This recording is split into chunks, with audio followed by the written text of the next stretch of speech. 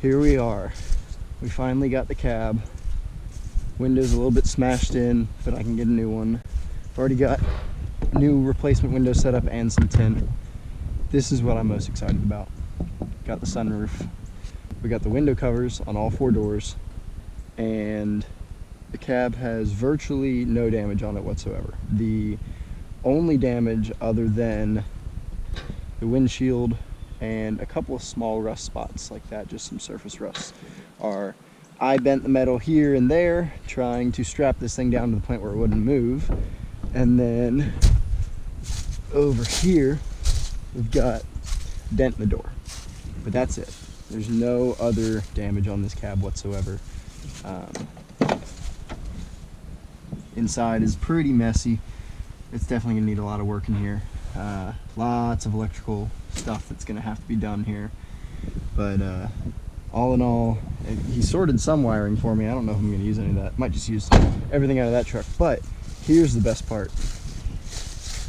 You can see just the little bit of the rockers here. There's no rust on this baby at all. It is absolutely mint. It's a little bit dirty, but there is no rust whatsoever. And that is exactly what I was looking for. Up here, get the front edge, no rust at all. Absolutely pristine. The most important thing to do now is to get this thing off the trailer so that way we can get it ready to go on the truck. So now begins the task of putting this chain hoist up there. I got a chain hoist, I got a chain for a little bit extra length. Got a lift strap, only one. I'm probably gonna use a ratchet strap for the other piece. And the only issue is getting it up there. So I'm gonna be taking this and hooking it on to the back pocket, and I'm gonna climb this thing. Up we go again.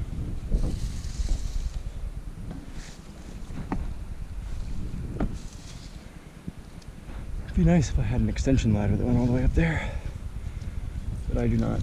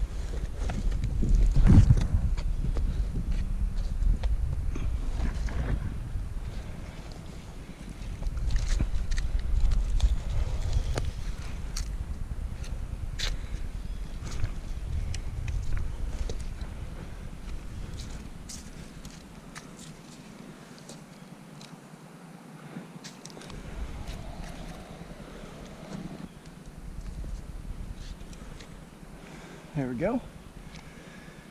This is the branch we're going for right here. So we'll pull up our strap. So let me.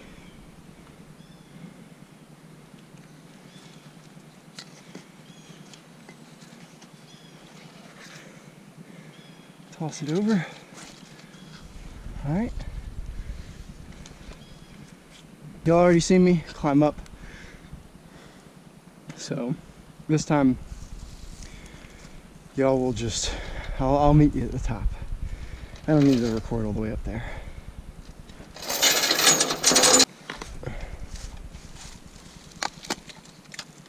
Turn that away.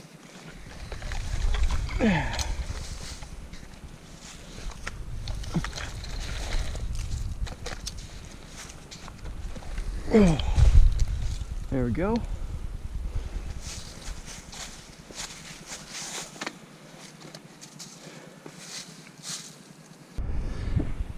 All right, up we go again.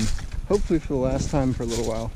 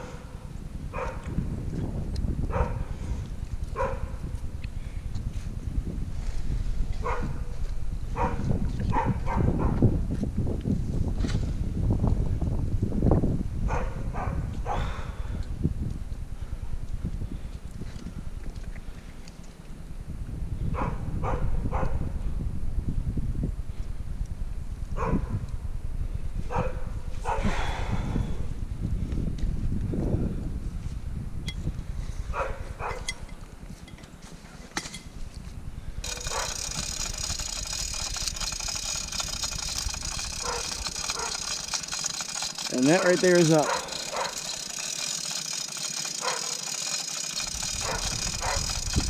Wow, that's gonna take forever.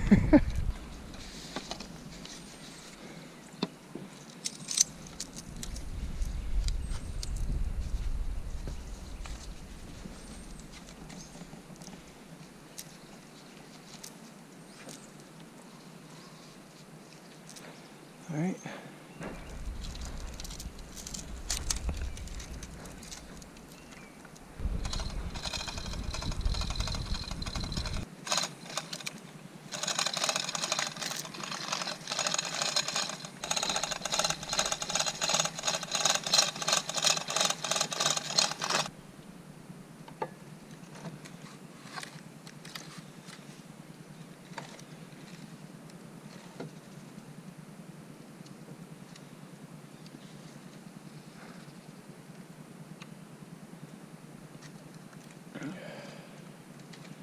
Stay here, please.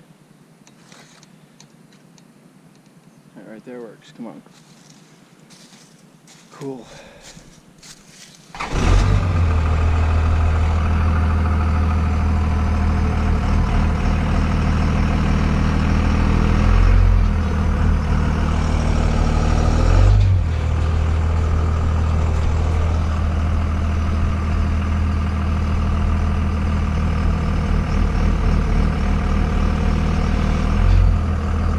Got the trailer out of the way. Time to lower her down. And then need to make sure that it's far enough to one side so that I can still pull that truck over here. Slap it underneath this hoist.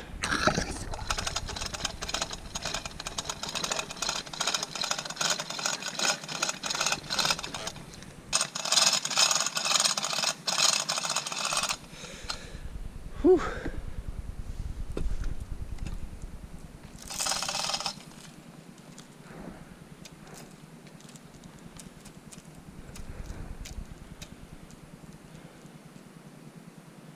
Oh no, that's not good. Oh wait, I can just loosen the strap. So what did I just break?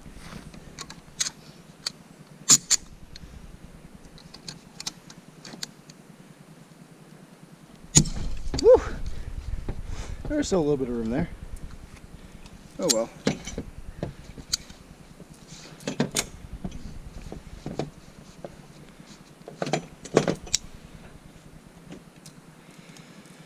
We did it.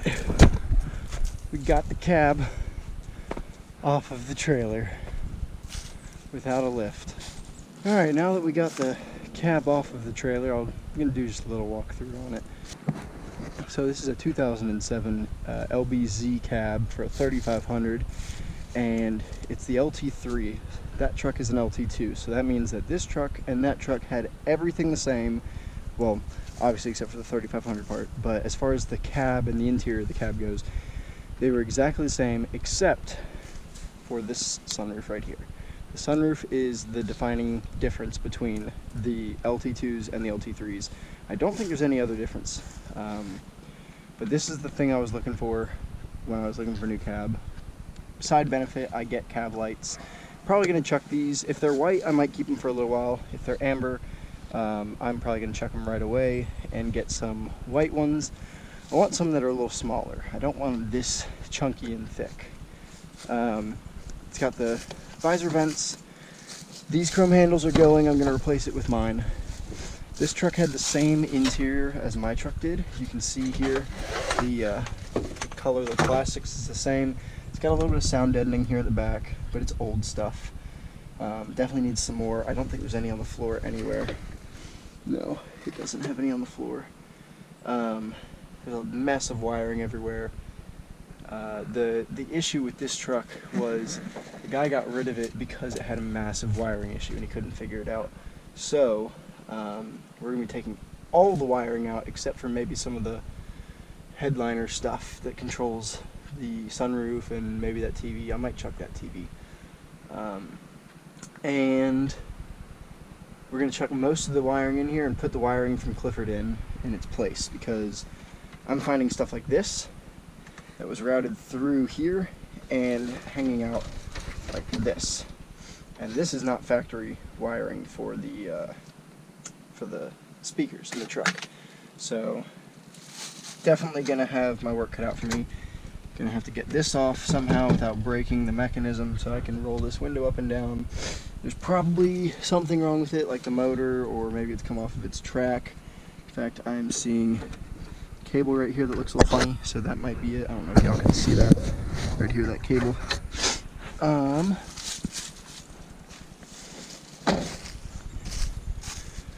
Third brake light is interesting. You can see that they have siliconed it at one point or another. Probably gonna have to take that out and put mine in there, even though mine's broken.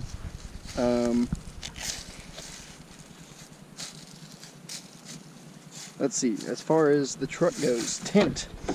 This thing does have some crazy dark tint on it. I haven't been able to roll it down and take a look, but I have a feeling like it is either 15/5 or 5/5. So yes, it's very dark. That's going to be fun. We'll figure out how dark we want to retint the windshield when I get a chance to drive it around a little bit. But it did have a tinted shield. That tinted shield is no more. The shield is busted, so that's fun. I will need a new windshield, but like I said, when I go get it retinted, I'm just going to get a new windshield put on it.